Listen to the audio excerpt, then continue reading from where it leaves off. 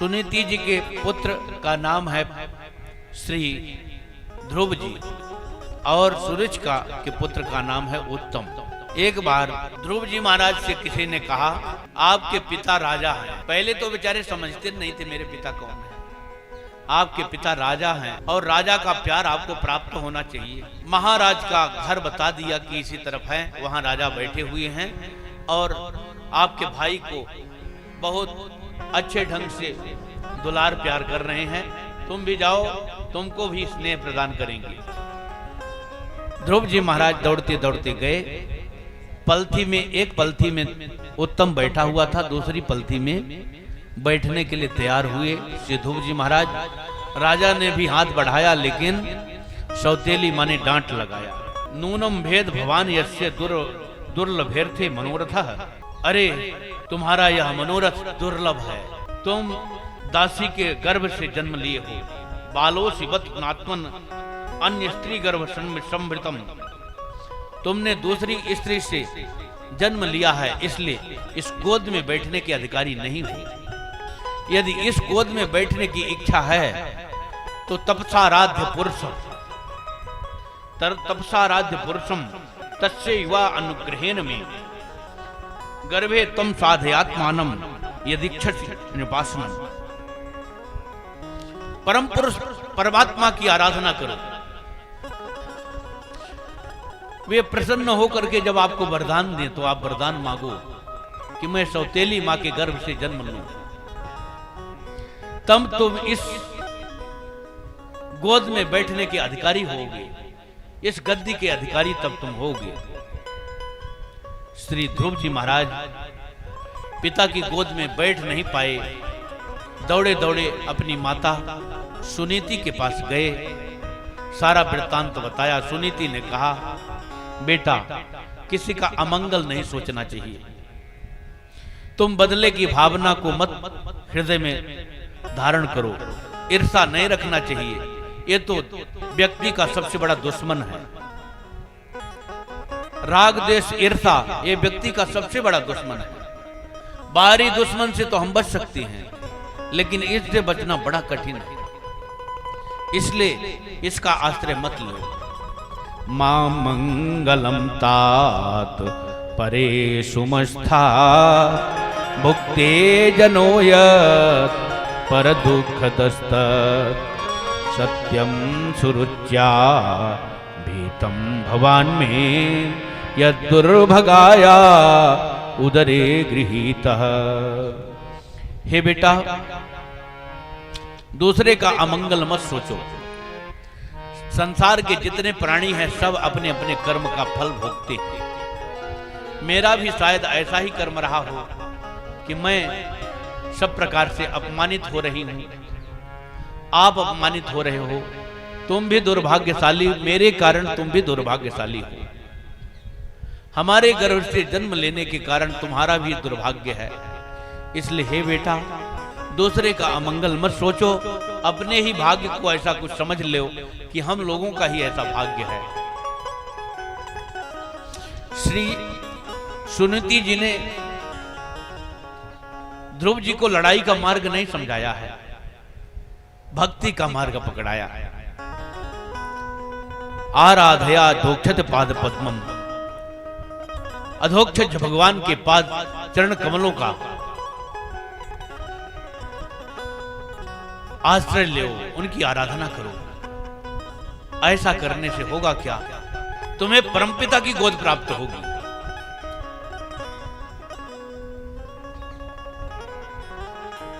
श्री ध्रुव जी महाराज कहते हैं मां तुम भी यही कह रहे हो। मेरी सौतेली मां ने तो कहा ही कि जाओ परमात्मा की आराधना करो। सुनीति जी ने कहा कि आपकी सौतेली मां ने दो बात कहा है, उसमें एक बात गलत है और मैं एक भी बात गलत नहीं बोल रही हूं। एक बात उसकी गलत है, एक बात सही है। उसने कहा परमात्मा की आराधना करो और भगवान वर देने के लिए कहें तो कहो कि सौतेली मां के गर्भ से जन्म लो। भगवान की तपस्या इसलिए नहीं की जाती है कि किसी के गर्भ में जाना पड़े। तपस्या करने के लिए जो कहा वो तो ठीक कहा, एक बात उसकी सही है, लेकिन दूसरी बात जो कहा कि सौतेली माँ के गर्भ से जन्म लूं, ये बात उसने गलत कहा। लेकिन तुम्हारी सौतेली माँ ने जो कहा है वही बात मैं भी कह रही हूं कि तपस्या करो। और मैं ही नहीं कह रही हूं, यह कहो सुत वेद चहूं, श्री रघुनाथ चरण चिंतन तजनाय ठौर कहूं। इसी बात को चारों वेद कहते हैं। श्री रघुनाथ जी के चरण चिंतन को छोड़ करके जीव के लिए कोई भी गति नहीं है, कोई ठौर नहीं है।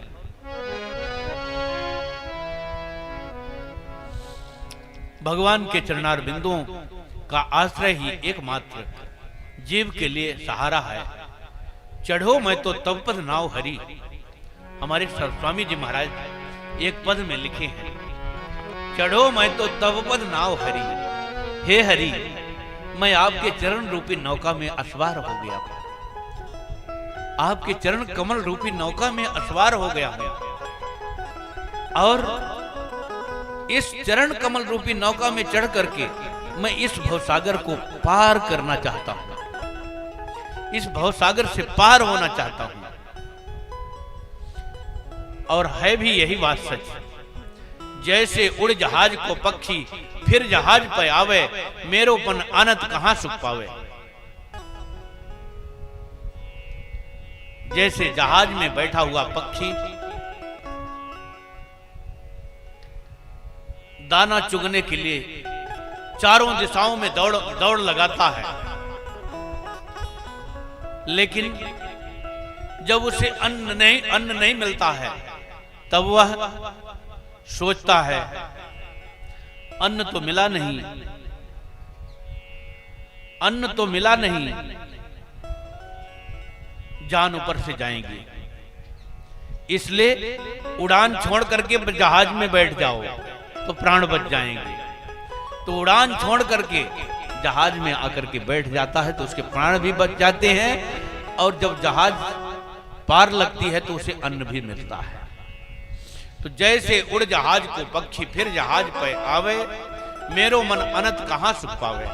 इसी प्रकार से जीव जितना भाग दौड़ लगाना हो खूब लगा ले, जितना पुरुषार्थ करना हो खूब कर ले, लेकिन अंत में भगवान की शरणागति ही काम में आती है। अंत में कोई भी काम में नहीं आता है। न माता काम आती, न पिता काम आते, न भाई, न बंधु, न स्त्री, न पुत्र, न पति, न कोई भी नहीं, न अपना किया हुआ कोई कर्म ही। इतना हम कर्म नहीं कर सकते कि संसार सागर से पार हो जाए। चींटी इतना तैर नहीं सकती है कि सागर को पार कर जाए। उसमें तो कोई नाविक ही उसको बैठा ले अपने नाव में और पार कर दे, तभी वह पार हो सकती है, अन्यथा की स्थिति में नहीं पार हो सकती। ऐसे ही कोई गुरु रूपी नाविक भगवत चरणार बिंद रूपी नौका में चढ़ा करके किसी भी जीव को पार लगा दे तो वह पार हो सकता है, अन्यथा की स्थिति में कोई भी पार नहीं हो सकता है। चढ़ो मैं तो तब पद नाव हरि, हे हरि मैं आपके चरण कमलों रूपी नौका में सवार हो गया। ध्रुव जी महाराज माता जी को दंडवत करते हैं, दंडवत करके चल देते हैं। वास्तव में भगवान के अलावा इस संसार सागर में कोई सहारा किसी का नहीं है। चलते हैं, मार्ग में याद आती है माँ ने तपस्या करने के लिए कहा है, लेकिन तपस्या मुझे कैसे करना है तो बताया नहीं। इसके लिए कोई गुरु मिल जाते तो कितना अच्छा होता। श्री नारद जी महाराज जी से भेंट हो गई। देखो नारद जी महाराज ने कहा, बेटा कहां जा रहे हो? जंगल जा रहे हैं। काहे के लिए जा रहे हो? भगवान की तपस्या करने के लिए जा रहा हूं, भगवान को प्राप्त करने के लिए तब करना है।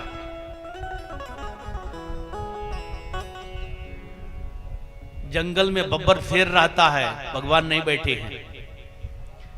मेरी माँ ने कहा है बब्बर शेर के अंदर भी भगवान है।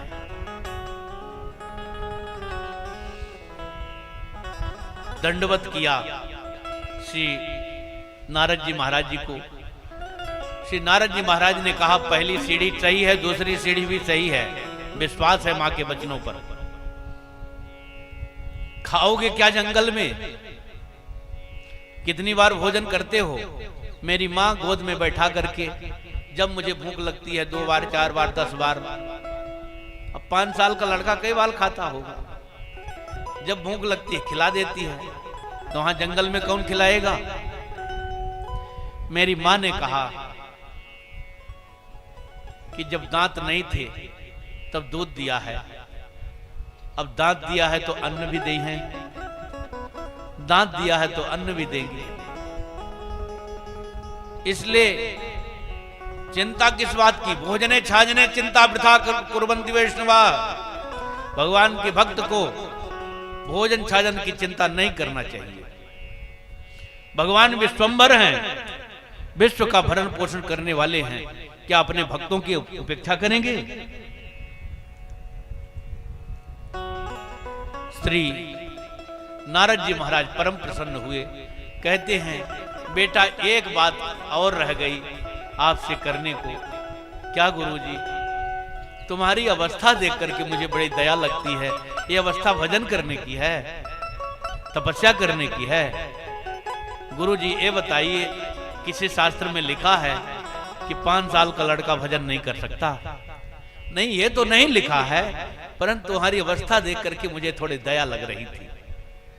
गुरुजी अब तो ऐसी दया करिए कि परम पिता की गोद मिल जाए।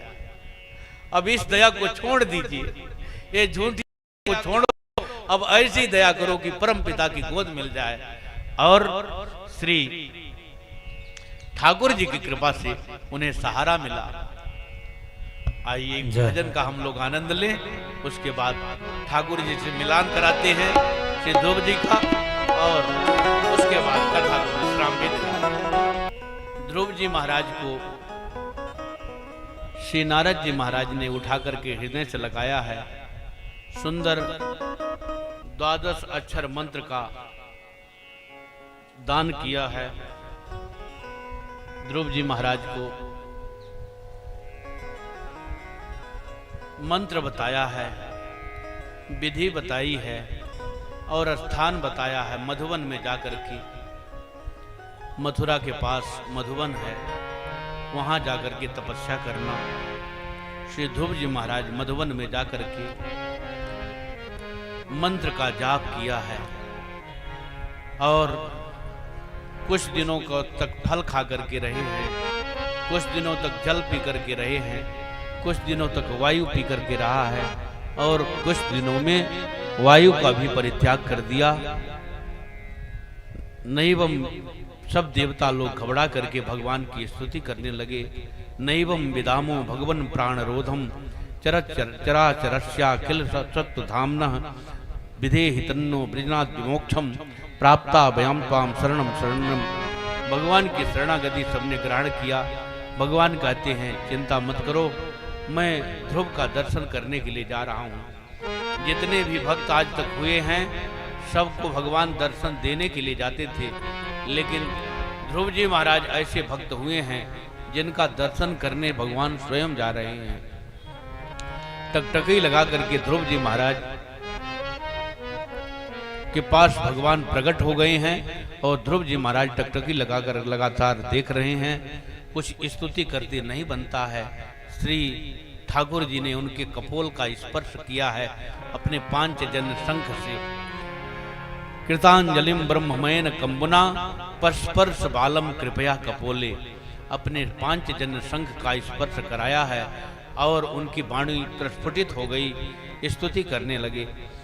योऽन्तः प्रविश्य मम वाचमिमां प्रसुप्तां संजीवयत्यखिल शक्तिधरः स्वधाम्ना अन्यास्तहस्तचरण श्रवणत्वगादीन् प्राणान्नमो भगवते पुरुषाय तुभ्यम्। ध्रुव जी महाराज कहते हैं, हे भगवान, मेरी सोई हुई वाणी को आज आपने जगा दिया। आपके चरणों में बारंबार मेरा बंधन है। जीव की वाणी वास्तव में सोई रहती है, भगवान ही कृपा करके वाणी जगाते हैं। जब जन्म लेता है जीव तो चिल्लाता है लेकिन बोल नहीं पाता है, उसकी वाणी समझ में नहीं आती है। भगवान की कृपा से ही धीरे धीरे उसमें वाणी समझने लायक बन पाती है। तो सोई हुई वाणी को भगवान ही जागृत करते हैं। श्री ठाकुर जी के बिना कोई हाथ से काम नहीं कर सकता है, पैर से चल नहीं सकता है, आंख से देख नहीं सकता है, बुद्धि से सोच नहीं सकता है, कान से सुन नहीं सकता है। और भगवान के बिना जो है बुद्धि से कुछ सोच नहीं सकता है। भगवान के बिना सूर्य चंद्रमा में प्रकाश नहीं हो सकता है। सूर्य में प्रकाश देने की जो शक्ति है भगवान की कृपा से है। चंद्रमा में जो शीतलता है भगवान की शक्ति से है। इस प्रकार से भगवान ही सारी इस सृष्टि के पालन करता है। ऐसे ठाकुर जी की नाना प्रकार से ध्रुव जी महाराज ने स्तुति किया है। भगवान ने कहा ध्रुव जी वरदान मांगो। ध्रुव जी ने कहा भगवान पहले तो कुछ वासना रही, लेकिन अब आपके चरणों का दर्शन करके मुझे कुछ भी अब न चाहिए, केवल संतों का साथ प्राप्त होता रहे और आपकी भक्ति मेरे हृदय में बनी रहे। श्री ठाकुर जी ने कहा है तुम्हें भक्ति तो प्राप्त ही है, लेकिन जो वासना पहले थी उसको आपको भोगना पड़ेगा। जाओ 36,000 वर्ष तक राज्य करो, उसके बाद हमारे धाम को प्राप्त करोगे। हमारा भजन करते रहना और राज्य संचालन भी करते रहना। इसी प्रकार से हम लोगों को भी चाहिए कि भगवान की भक्ति भी करते रहें और अपने घर का काम धाम भी करते रहें। ये नहीं कि काम धाम में इतना व्यस्त हो जाएं कि भगवान की भक्ति को छोड़ दें।